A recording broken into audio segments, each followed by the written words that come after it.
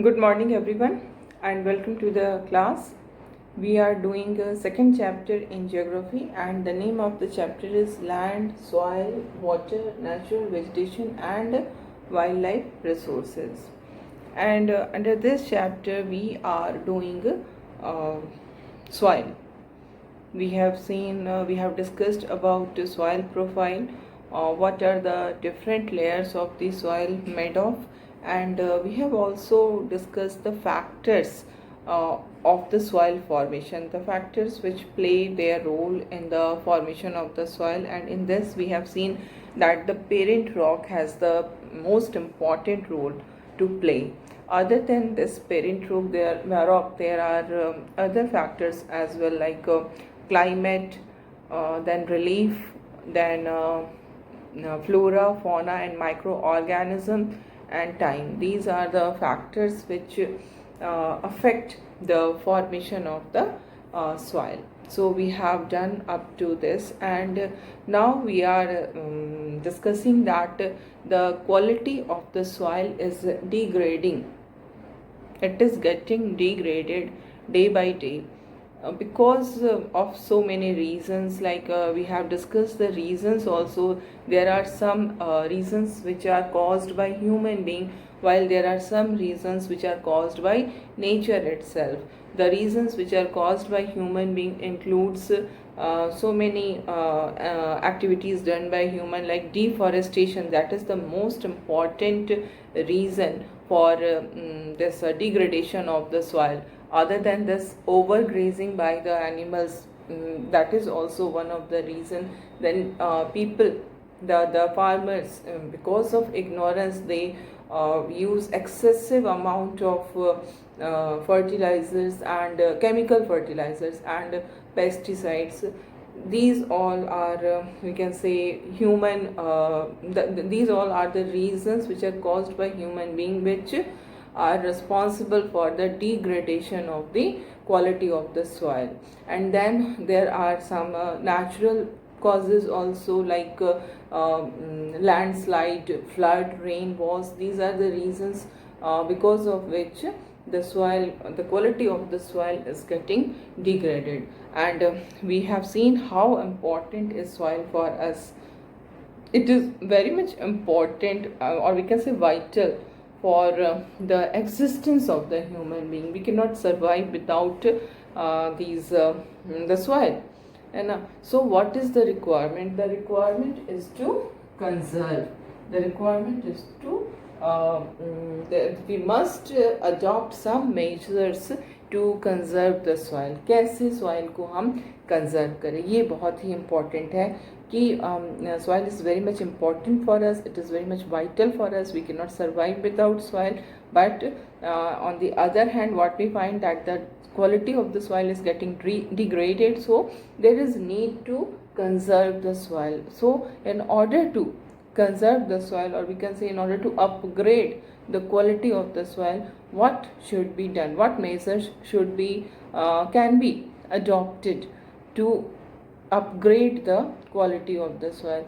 In this we will see that some important measures are adopted, like the first about which we are going to discuss is mulching.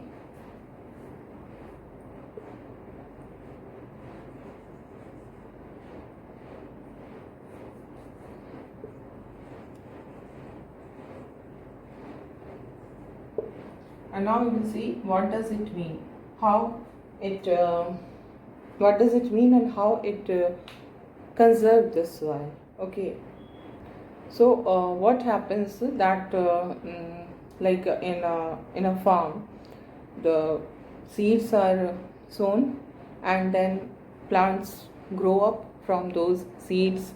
And what we find that there is a gap between plants.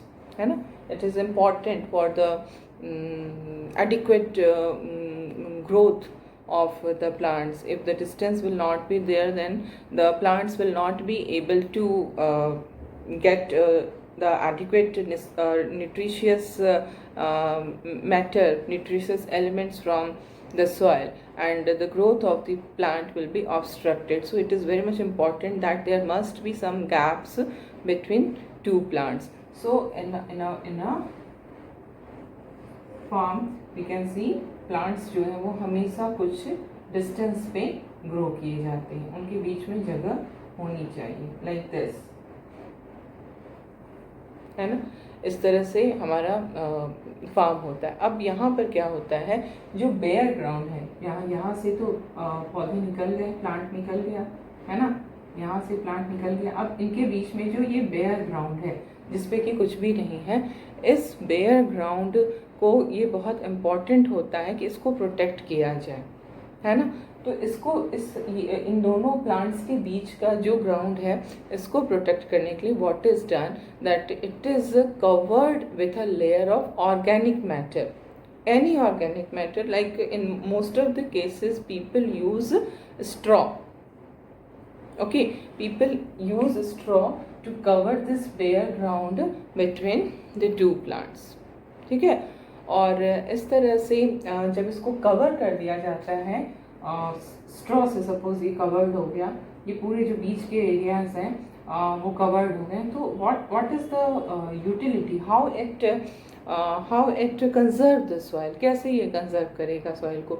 इससे क्या होगा, soil की जो moist है that moist will be retained, otherwise what happen that the moist will be evaporated, वो ख़त्म हो जाएगा, मिट्टी से मॉइस्ट ख़त्म हो जाएगा अगर ये ओपन रहेगा, बेयर रहेगा तो। So it is covered with straw, or in this way the soil is conserved. So this is one of the various measures which is adopted to conserve the soil. And now we come to the next measure which is adopted to conserve the soil, and that is the first is mulching and the second is contour plowing.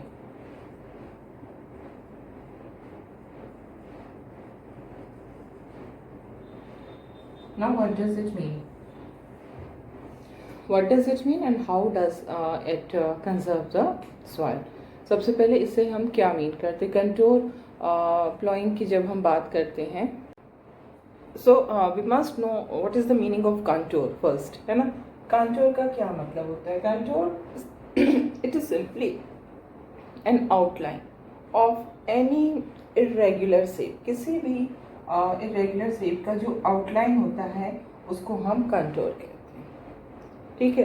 अब यहाँ पर हम क्या कर रहे हैं, contour ploughing कर रहे हैं। व्हाट डज इट मीन, इसका मतलब ये होता है कि जो प्लॉइंग हो रही है वो इस तरह से होना है कि जो कंटोर है उसके पैरेलल होना है, ताकि जो स्लोप है, हिल का स्लोप है, उस स्लोप पे जो वाटर है वो रुक जाए, उसके लिए बैरियर क्रिएट करना है। हमारा मेन एम देखो, first of all you should understand कि क्यों होता है सॉइल डिग्रेडेशन। वाटर जो होती है वो फ्लो करती है, और जब वाटर फ्लो करती है तो it takes away with it the upper layer of the soil, and that is the most important reason for the degradation of the soil. Similarly the wind does the same thing, है ना। तो इस upper layer के flow को रोकना है, उसको पानी के साथ नहीं बहने देना, दिस इज़ द एम।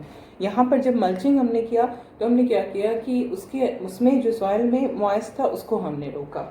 यहाँ पर कंटोर प्लॉइंग में प्लॉइंग जो है वो इस तरह से किया जाएगा ताकि जो वाटर का फ्लो है उसको ऑब्स्ट्रक्शन मिले, वो ऐसे ना बहे, तेज़ी से ना बहे, जिससे कि उसके साथ साथ अपर लेयर ऑफ द सॉइल भी बह जाए। तो सपोज कोई ऐसा स्लोप है, दिस इज कंटोर, ये कंटोर है किसी भी रीजन का जहाँ पर स्लोप हल्का है, it is not a flat land, hilly region है। तो इसमें अब जो हमारी फार्मिंग होगी वो कैसे करनी चाहिए, उसको इस तरह से नहीं करना है, ठीक है। अगर इस तरह से फार्मिंग होगी तो क्या होगा कि जो भी पानी आएगा वो अपने साथ क्या करेगा, सॉइल को बहा के ले जाएगा, है ना। तो इस सॉइल को बहा के नहीं ले जाना है, इसको रोकना है, इट शुड बी ऑब्स्ट्रक्टेड। तो जो कंट्रोल है उसके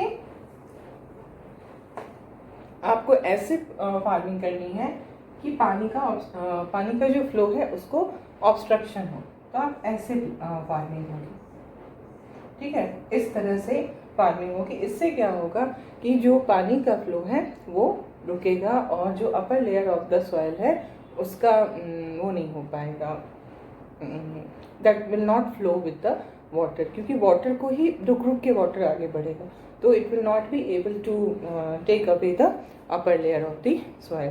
सो this is contour ploughing, this is the right way, है ना, ये सही तरीका है कंट्रोल प्लाइंग का। जैसे आपका जो स्लोप है उसके आड़े आड़े करिए, है ना, उसके ऐसे नहीं करिए कि सारा पानी उसके साथ रह जाए। आपको इस तरह से इमेजिन करना है, लाइक इस तरह की जो सरफेस है, स्लोपी सरफेस है, तो आपको ऐसे ऐसे खेती नहीं करनी है बल्कि ऐसे करनी है ना, जिससे कि जो भी वाटर आए ऊपर से तो वो उसको ऑब्स्ट्रक्शन मिले, धीरे धीरे वो फ्लो करे और इस तरह से अपर लेयर को वो अपने साथ ना ले जाए। तो this is the second method of conservation. And now we see the next one. There is one more contour barrier.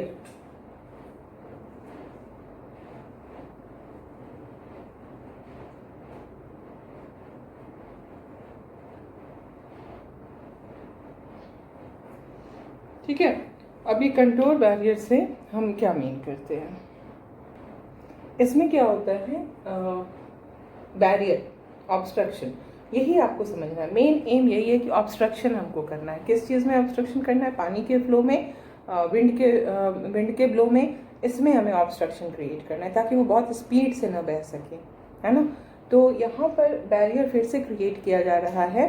कैसे क्रिएट किया जा रहा है? जैसे कि जो कंटोर है, जो भी हमारा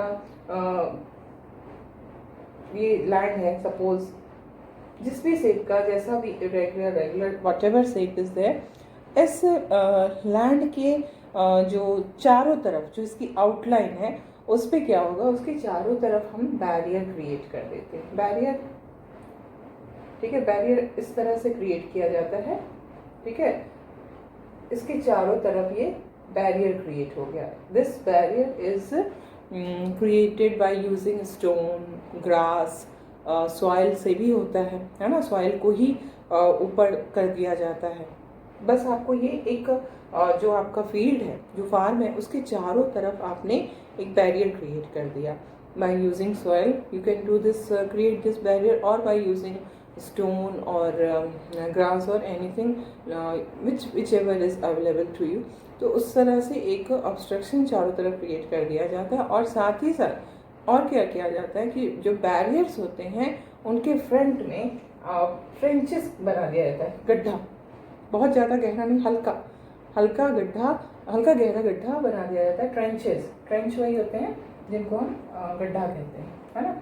तो ट्रेंचेस जो है वो फॉर्म कर दिया जाता है इस ऑब्स्ट्रक्शन के चारों ओर। तो क्या होगा, इसमें जो भी वाटर होगा वो वहाँ पर रुक जाएगा, उसके आगे वो नहीं जाएगा, है ना।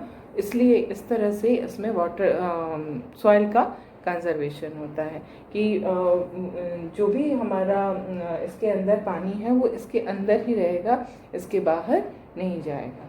ठीक है, अब इसके बाद नेक्स्ट हम लोग देखेंगे रॉक डैम। रॉक डैम भी एक बहुत ही इम्पॉर्टेंट तरीका है जिससे कि सॉइल को ये किया जाता है, कंजर्व किया जाता है।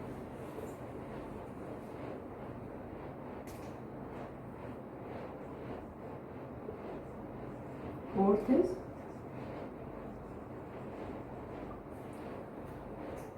rock dam. Here also the main purpose is to slow down the speed of the water.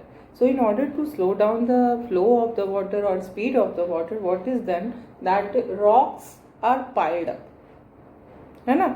Rocks को पाइल्ड अप करके, जमा करके एक तरह का रॉक्स का डैम बना दिया जाता है। डैम का मतलब ही है ऑब्स्ट्रक्शन, वाटर के फ्लो को रोक दिया जाता है।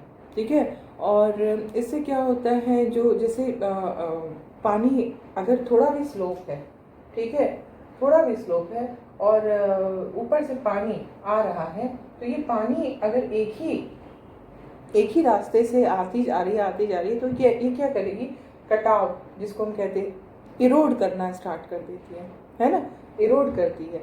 और ये बिल्कुल एक बहुत अच्छा खासा ये गहरा बन जाता है, जिसको हम गली कहते हैं। These are called gullies, GULLIES। तो ये गलीज जो क्रिएट हो जाते हैं स्लोपी एरियाज पे फास्ट फ्लोइंग वाटर के कारण, तो इस गलीज को रोकने के लिए क्या किया जाता है कि जैसे यहाँ पर रॉक्स के पाइल्ड अप कर दिए जाता है रॉक्स को। तो क्या होगा, अब जो पानी आएगा रॉक से, बिल्कुल पानी रुकेगा नहीं, ऐसा नहीं होगा कि पानी आएगा नहीं, आएगा, but it will come in less amount, है ना, वॉल्यूम कम होगा पानी का, और ये फ्लो को भी ये ऑब्स्ट्रक्ट कर देगा। तो दिस इज द पर्पस, है ना। इस तरह से रॉक डैम बना करके उसको रोक दिया जाता है, ठीक है। इसके बाद जो नेक्स्ट हम लोग देखेंगे जो तरीका है सॉइल को कंजर्व करने का, वो है टेरेस फार्मिंग, ठीक है। Fifth is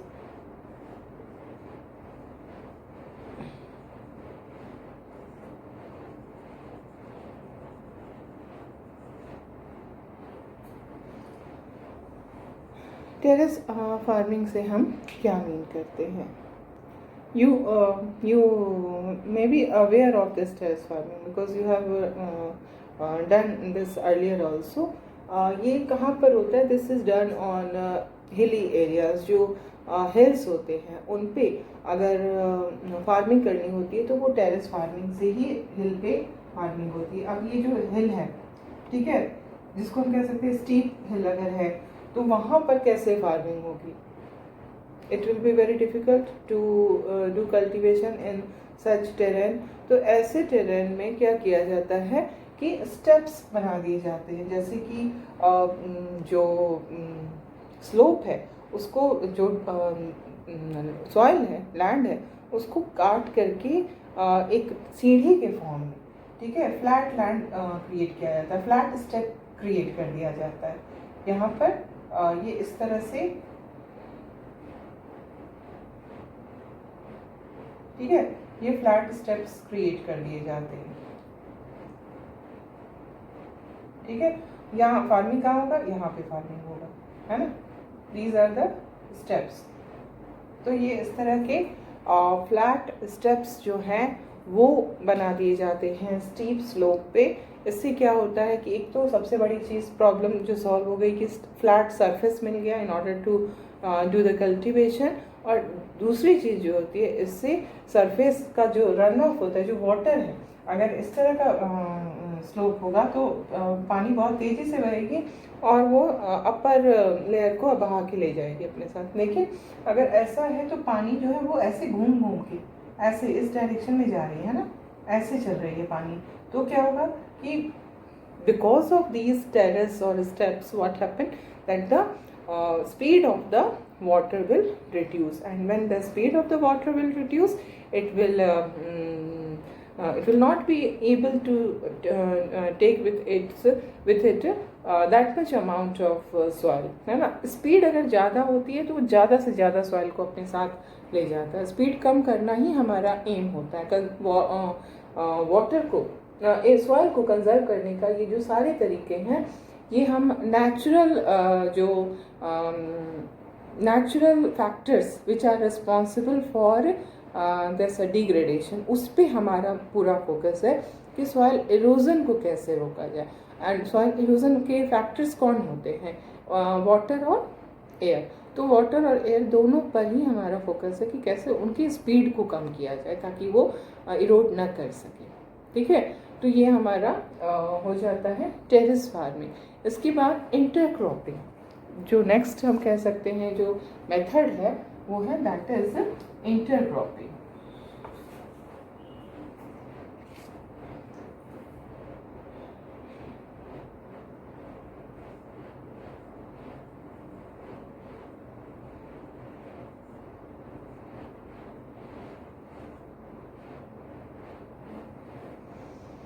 no, what does it mean? Intercropping से हम क्या मीन करते हैं? इंटरक्रॉपिंग का मतलब यही होता है कि अल्टरनेट रोज जो है, जो डिफरेंट रो बने हुए हैं जिनमें की प्लांटिंग हुई है, अल्टरनेट रोज में डिफरेंट क्रॉप्स ग्रो करिए। उससे क्या होता है, अगर एक ही क्रॉप हम ग्रो करते हैं तो जो क्रॉप होता है वो सेम क्रॉप है पूरे फार्म में, तो it will use the nutrient, same type of nutrient from the soil.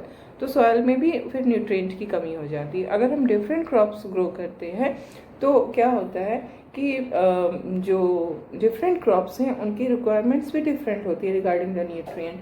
तो वो सॉइल के डिफरेंट डिफरेंट जो न्यूट्रिएंट्स हैं उनको वो सॉइल से लेते हैं, तो सॉइल की भी एक तरह से कंजर्वेशन हो जाता है, पहली चीज़।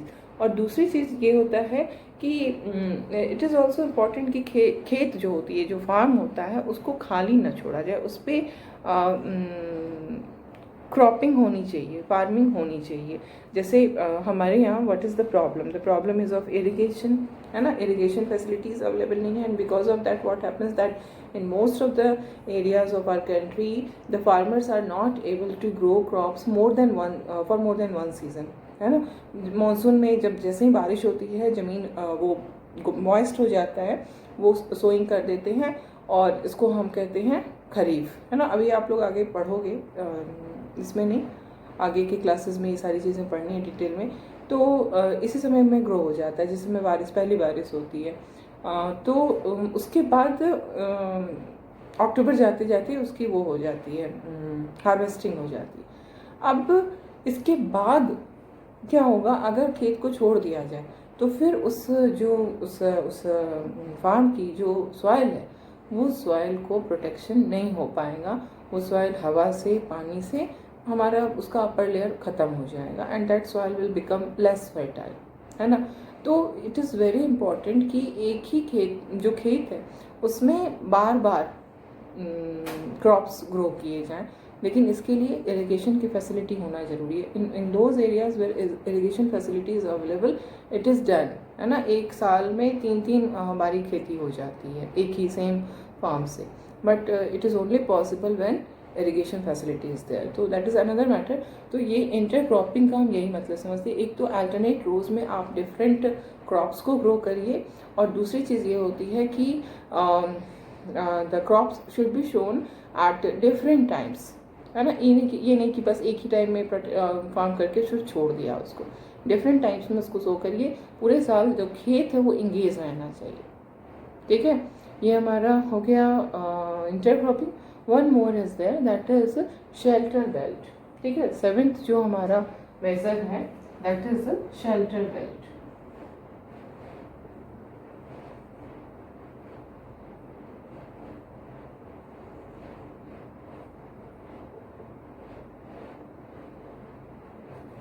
Now what does it mean? Shelter belt से हम क्या समझते हैं, ठीक है। शेल्टर बेल्ट का मतलब ये होता है, इसका जो यूज़ किया जाता है शेल्टर बेल्ट का, it is mostly used in coastal regions and dry regions. वहाँ पर कोस्टल रीजन जो है, ड्राई रीजन जो है, वहाँ पे विंड का जो फ्लो होता है वो बहुत तेज़ होता है। तो जब विंड बहुत तेज़ी से ब्लो करेगी तो क्या होगा कि विंड के साथ साथ जो सॉइल के पार्टिकल्स हैं वो भी उड़ जाएंगे, है ना। This is soil erosion. तो what is the purpose? The purpose is to obstruct the speed of the wind, and in order to obstruct the speed of the wind, what is done?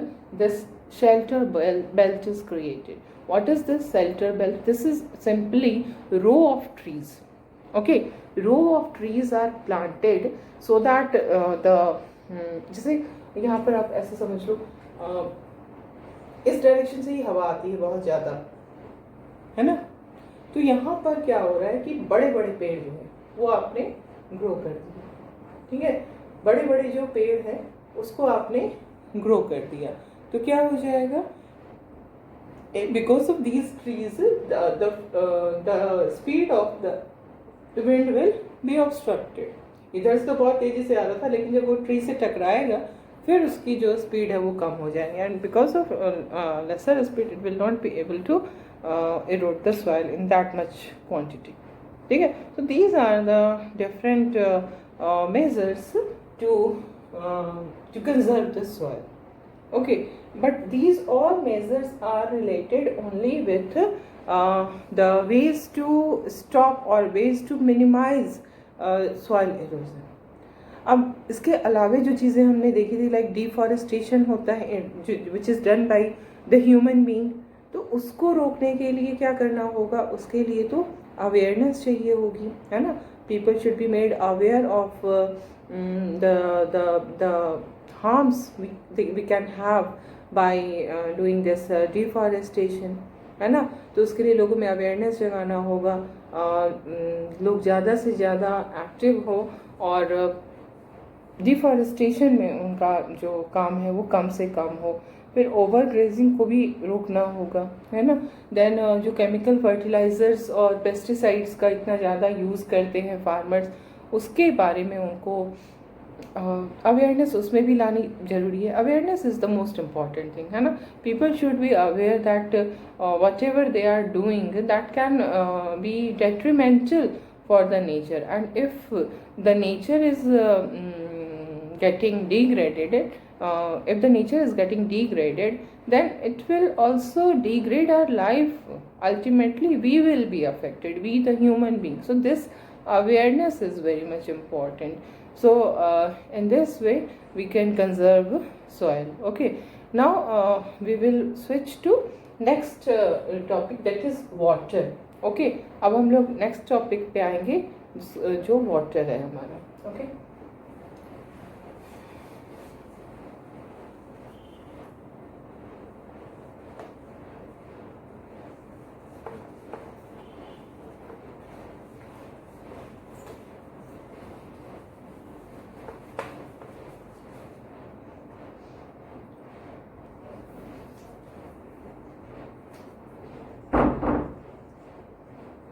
water, as we know, water is very much vital for the survival of human being. We cannot survive without water. It is a renewable natural resource, because as I told you earlier also, that water gets renewed by this water cycle, isn't it? And the amount of water never changes on the earth, it remains the same. Only thing is that the form of the water changes.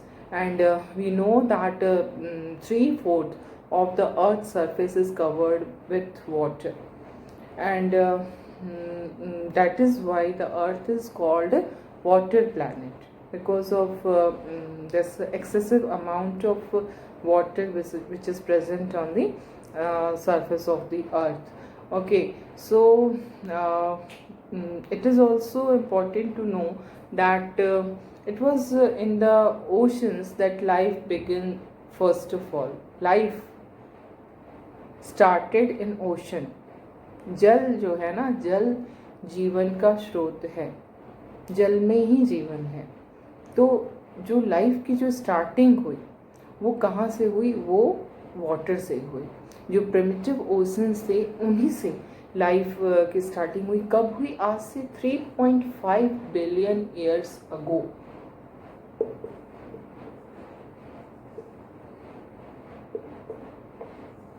ठीक है, 3.5 billion years ago जो life first, जिसको कहें कि पहले जो इस अर्थ पे लाइफ आया, वो प्रिमिटिव ओशंस में ही आया. और आज भी हम लोग जानते हैं कि जो ओशंस हैं वो हमारे अर्थ का 2/3 जो है वो कवर करते हैं, है ना. एंड ओशन के अंदर बहुत सारे एनिमल्स हैं, एक्वेटिक एनिमल्स जो कि ओशन के अंदर रहते हैं, प्लांट्स भी हैं. तो ये ओशन जो है वो हमारे लिए इम्पॉर्टेंट है. हालांकि we all know that ocean water is saline, है ना, it's salty. So it is not, it cannot be used by human being. We cannot consume that saline water, but still ocean has its importance. It helps in the process of that water cycle. Evaporation होता है तो इतना जो water है ocean में उससे evaporation का amount भी बढ़ता है, तो it helps. And fresh water अगर हम देखें जो कि हमारे लिए इम्पॉर्टेंट है, यूजेबल है, वो बहुत कम है। अगर वो देखें तो दैट इज़ ओनली अबाउट 2.7%। तो दिस इज़ द कंडीशन कि earth is called water planet, but the water which can be used by human being is very less.